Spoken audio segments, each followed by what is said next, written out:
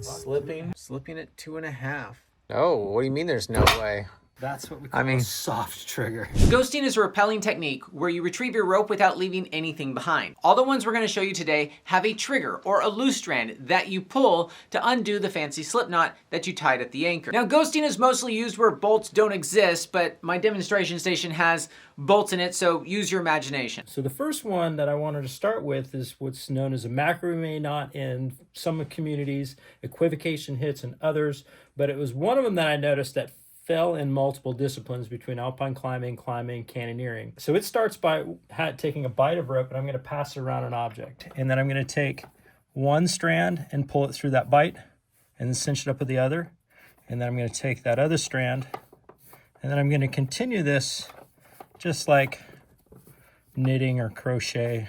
1, 2, 3, 4, 5, 6 or so. Really whatever you feel comfortable with. Obviously the one that the loop pulls out is my retrievable that causes this to collapse. The other one is the one I'm going to rappel on, and I can add weight to it. And notice how things start to move and change. That's what we're going to start to explore, is when does that happen and how bad is it? Richard Delaney did a really good demonstration on his channel with this, is that when you weight one side, this is fairly safe, but during the movement, if I were to grab this other strand for whatever reason and start to pull on it while it's weighted, Good thing we had that planned. we have a problem. Somebody would have to pull down on that side. I'm curious that if somebody watched a YouTube video and saw how to do this, is like, oh, I'm going to do that, but didn't understand all of the implications of how it worked. And they take this device that they use too often. Oh God, if somebody's gonna do that. And then they load it up like this, right? So this is, like I said, we're going to explore like what are ways that this could go extremely wrong. And we're also going to get into failure modes for these types of systems. And I put them into 2 categories. Catastrophic failure, where you get the ride of your life one time, or non-catastrophic failure, where you just die slowly because this got stuck and you couldn't get out because this was your plan A. If I pull on both strands, if you see, I could probably manipulate this back and forth.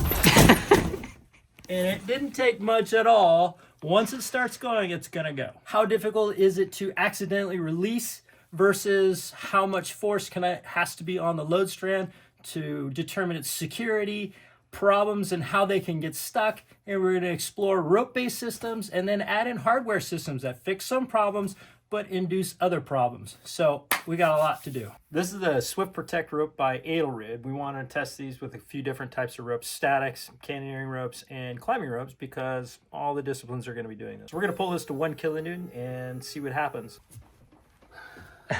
So here's something to note with different ropes. You see how this bite? So this is not a supple rope. So this is going to be very difficult to pull through this bite, if not impossible, which is good for accidental release if somebody was on rappel. It's not good for if this is happening when I want to retrieve it. So what if I do this?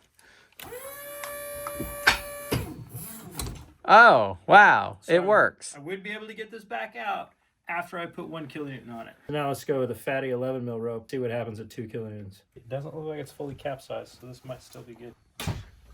Okay, we're off. And I think that was actually easier than skinny rope. We're going to go with the skinniest, slipperiest rope that I use practically. I actually like doing a lot of testing with this rope because I think it's kind of the lowest end of the spectrum of something being super stiff and slippery. 1.5, 1.7, 1.9, 2. 1.9. Okay. So looks like that pulled through. Pull it back through. Yeah. Not bad, not bad. So let's go back to the original rope. We're going to do this one time. We're going to pull it to failure and see how much force it actually takes to get that knot to capsize to the point of no return. I want it to stand there. 1.3, 1.5. 9. Wow, all the technorofibers are breaking. That's what happened when you put stretchy material inside a non-stretchy material. Yes. Yeah, all the technorofibers were holding everything. Oh, wait. Interesting. It broke on your stone knot. It broke here. There's no way this is coming out. Like, this is rock hard. It was not retrievable about right here. Andy Kirkpatrick wrote an amazing book that actually covers a lot of these systems, and I love how he goes into kind of a candor about this shouldn't be plan A, plan B, or even plan F. You can figure out what that stands for, because that's when this stuff usually comes out. So all the knots we're testing today are ghosting techniques. Techniques that you leave nothing behind. Where would you use that? Exploration, like where you don't know how much stuff you're going to need, so continue to leave trace behind in like webbing and bolts and material. You don't know if you're going to run out. Leave nothing behind, that also falls in line with a thing called like leave no trace.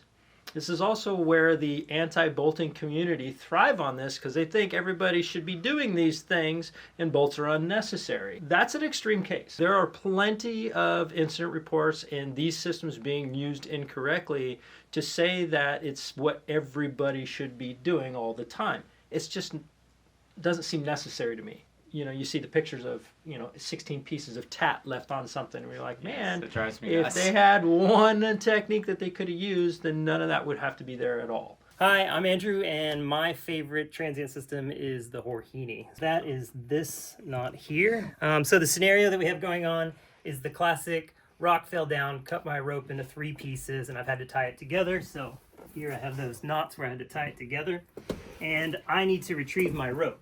So rather than feed this through the rings when I wouldn't be able to retrieve it because of the knots, instead I've made this Jorini system, which as I pull this retrieval side, it should untie this and come completely free.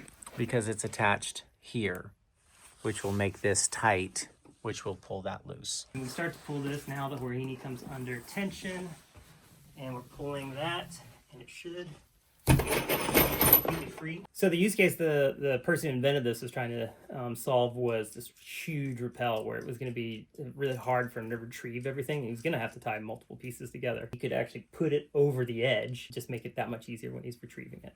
Now let me show you how to tie it. I'll pass it through the anchors there.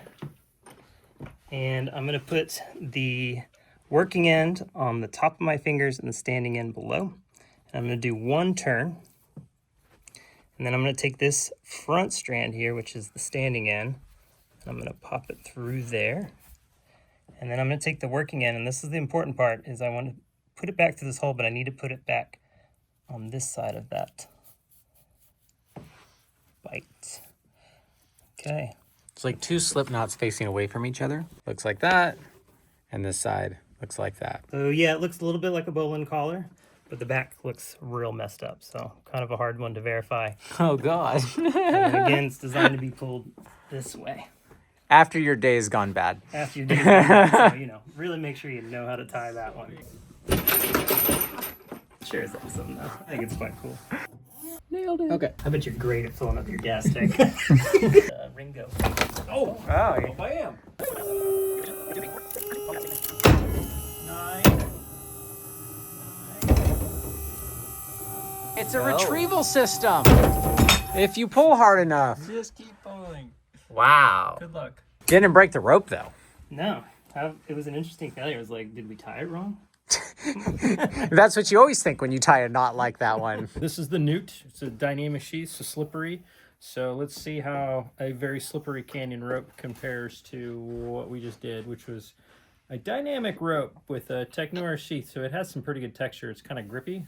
So where I see it being most useful to me is in a retrievable deviation. If you're an arborist, right, and you put a deviation around a limb, you could use this to pop your deviation and get it back. Race is on. Oh. 4.9, barely hit 5.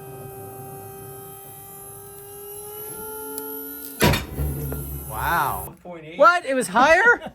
So it started to slip at 5 and continued at 4 until it got stuck. Oh, it's slipping.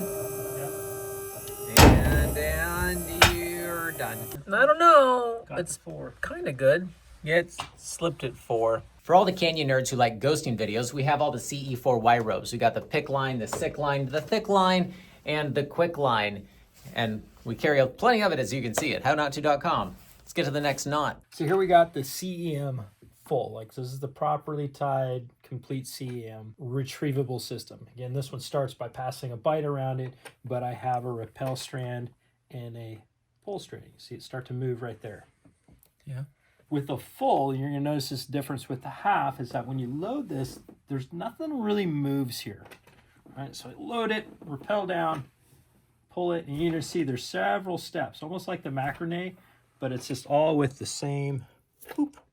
And now we get to the interesting part where that moves up and pops around. It's just a bunch of slipknot artists is all y'all guys are. That's pretty much it. Let me show you how this works. So you can take, again, passing that bite around whatever object. You're just taking half hitches and throwing it around something.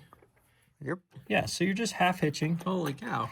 Those half hitches are holding that. Which strand are you rappelling on? This side. So this is my load side this on side. this half hitch. Okay. So I'm going to take this back side and I'm going to tuck this in to that bottom half hitch. And then this is another step. So now I got 2 loops here.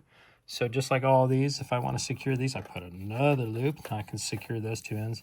And then if I want this to be somewhat secure, I can add this one, tuck it underneath this upper loop.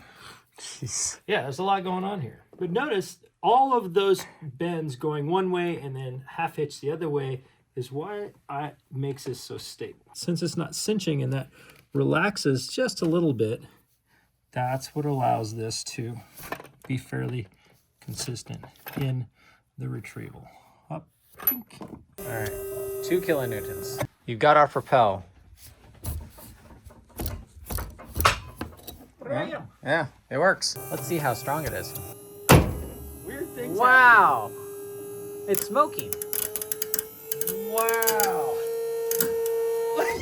How is that slipping? Look at what it did to that rope.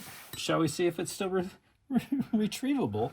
I'm going to go with no. This is a cluster. Let's test it in pure line now. Wow. Oh, broke here before it broke here. This actually didn't capsize. Wow. Get your rope back, man. This does not feel good.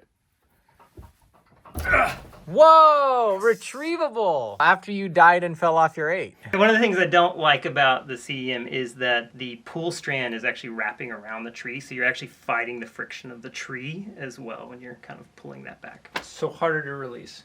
Can be, yeah. Depends on the diameter of your tree and the shape, if there's pinches behind it. And the other thing, like, if we're thinking about these transient anchors being something that you might not want to leave any trace behind, that rope pulling around there, you having to pull really hard is going to actually, Scar the tree. So compared to other methods that, you're just pulling on the knot, it just puts a lot less pressure on the tree. So the half, or the American Southwest CEM, or whatever you want to call it, is literally just half of it. So it should take half the amount of time to tie. So again, passing that bite around, half hitch, half hitch. Looks the same to me so far. And then this is my rappel strand. And we're done. Oh, okay. That's it. So, Well, you're lifting yourself up. actually- Oh, there it goes.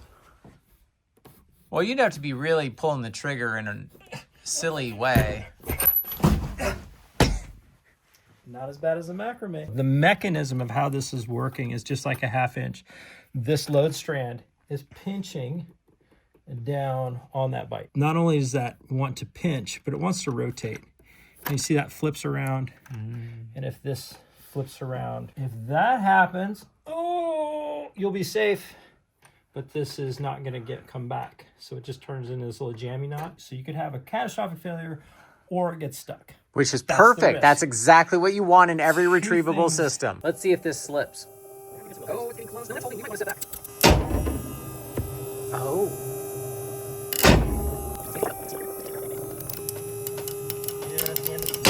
Wow, that didn't take nearly as much as I thought. 5 and 5 and then 6. Is it high enough? I don't know. That's for you to decide. Can be a little temperamental. Let's try the half CEM with this Bial cord that is 5 millimeters instead of 6 like the pure line, but it's made the same way with a Dyneema sheath and a Dyneema core.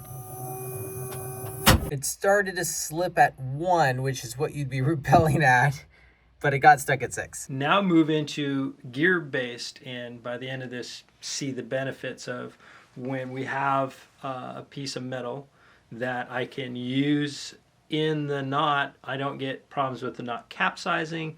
I don't get problems with the rope seizing, so I get a lot more reliability and releasability out of using devices. Another very popular gear-based system is the good old toggle, commonly known as a fiddle stick. We've tested those. It did not break over here. I'm not sure if I can get this out.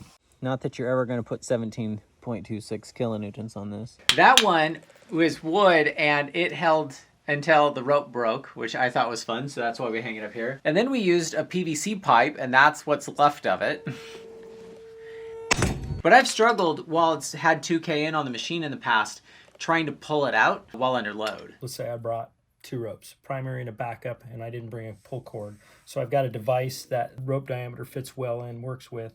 And I also don't have an issue with running a bight of the rope around the object. So first thing I want to do is secure this to my rope. Just a poacher's knot here, nice low profile knot, and cinch that up. Now my device is secure.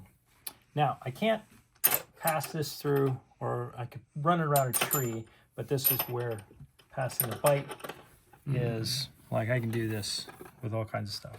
And I simply take the bight, pass the bight through the device just like you normally would. And this is where, if you don't know this, the plaquette mode is what a lot of people refer to as guide mode, where I'm going to put a reverse in here. So now I have the load strand over the backside. You see it creates that little pinching. So I pull this through. So now this is my retrieval rope that runs all the way down to the bottom. Now I can rig, treat it just like a quick link. Put my releasable system here. All the stuff those guys talked about in that canyon course. So now I can lower this if I want to, set rope length. I get all of those assets of like easy rescue that I couldn't do with those other systems. I just didn't have this piece of metal. I don't have rope on rope.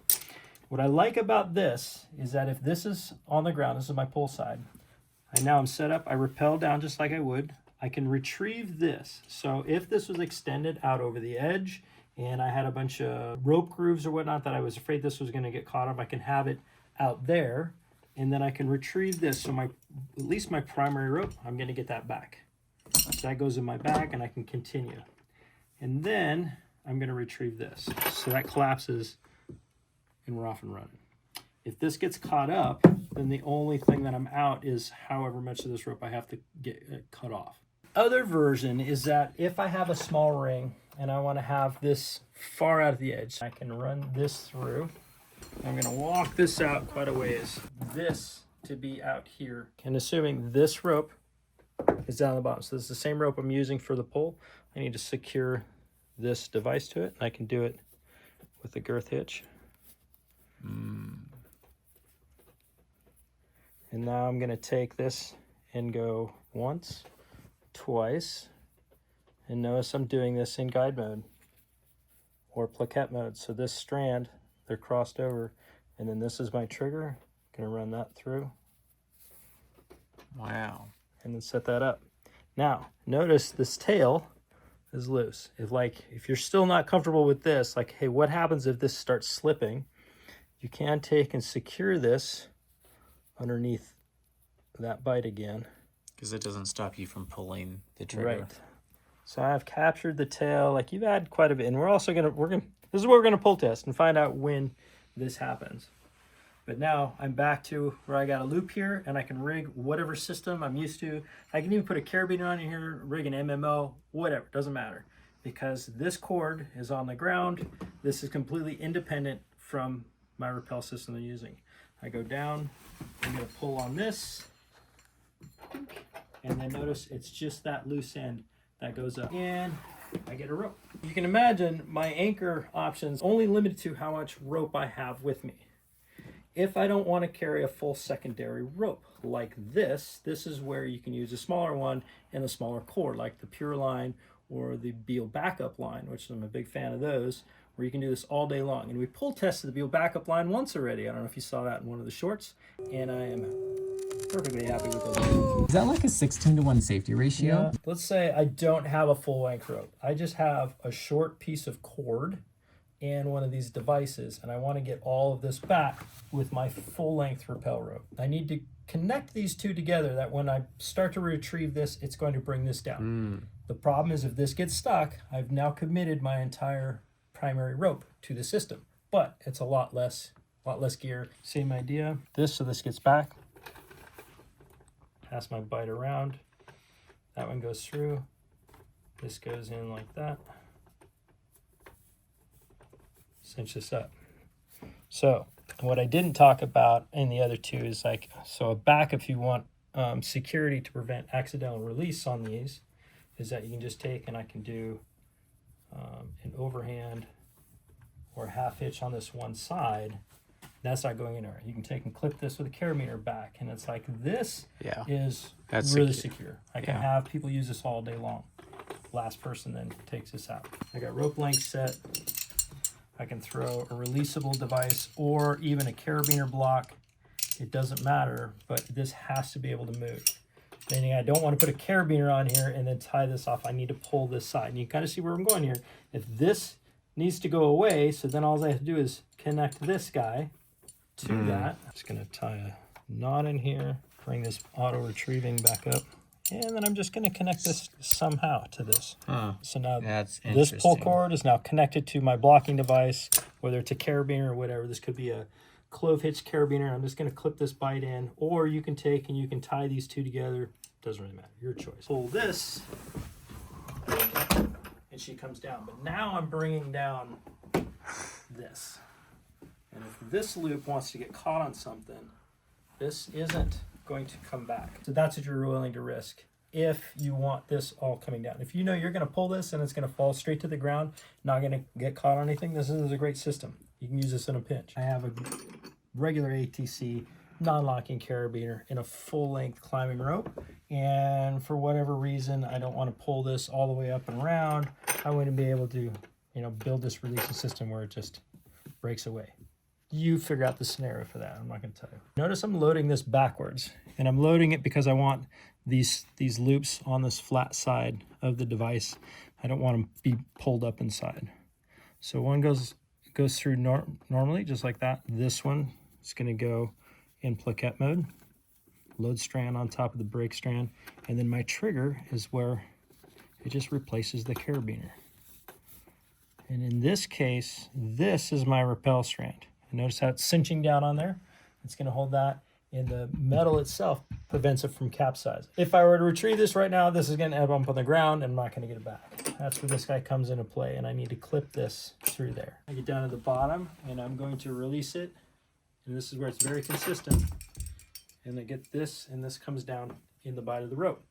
Now, since this is in the bite of the rope, and this is moving free, if this does get caught up somewhere, I can still hopefully get my rope back, and I'm just losing this. 1, 2, 3, 4, 5, 6, 7, 8, 9, 10, 11. Yeah, I think it broke. Where did it break?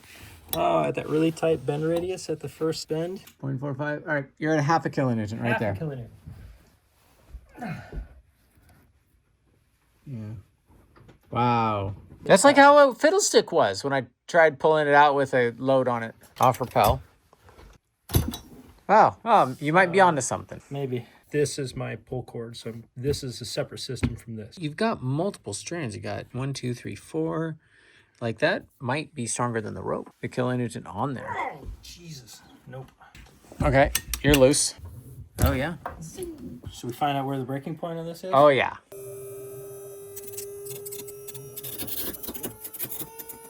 Yeah, the green rope failed. The green rope failed before the skinny pier line. Failed at the carabiner block that we had pulling on this. It's as strong as your rope. It's stronger than most canyon ropes. Wow, it's still retrievable. And what's this called? That's not coming off. The Gravel Scream. I shared it with Adolfo Asazi. He's been doing a lot of the field testing for me. I highly recommend looking into his stuff, but yeah, he's a big fan of the soft plaquette. So let's run this through the ringer and pull test some of the soft plaquette. Here is what I've called the soft plaquette. It's the same idea and concept is that I had a plaquette that had 2 slots, but I just have 1. So I have this slot out of 2 pieces of rope. This is pulling these 2 strands evenly, squeezing it like this, which is what is preventing this from capsizing. The fact that this strand is seeing half of the force going up around the anchor, the plaquette that's coming through the backside is only half of the load. So I only have half of the load trying to pull this through, and the other half of the load kind of doing a vector force pinching this together. So I haven't been able to create any capsizing on here, but again, I'm only pulling to 2 kilonewtons at my house because that's a usable load. This could be a carabiner, it could be a rappel ring, but the idea here is that these 2 cords get evenly loaded, and then this is my pull cord that goes all the way down that creates the trigger. So that's the release. Because this is my pull cord. When that releases, the only thing I have is this tail that is less likely to get caught on anything. This is a figure 8. Yep. Girth hitch to here. Yep. But when you put this rope in here, you got to put it in guide mode. Yep. Slipping at 2.5. Oh, what do you mean there's no way? That's what we call a soft trigger. It was holding 0.5 when he released it. It's like there is so many rabbit holes that we went down. 9:42. He Yes. got here at 1. We're going to kind of stop there. And I think that if anything, you get the point. There's a lot of ways to die. You can die fast if it comes undone. You can die slow if it gets stuck. There's a reason they call it ghosting, because when it's done wrong, you'll be ghosting everybody.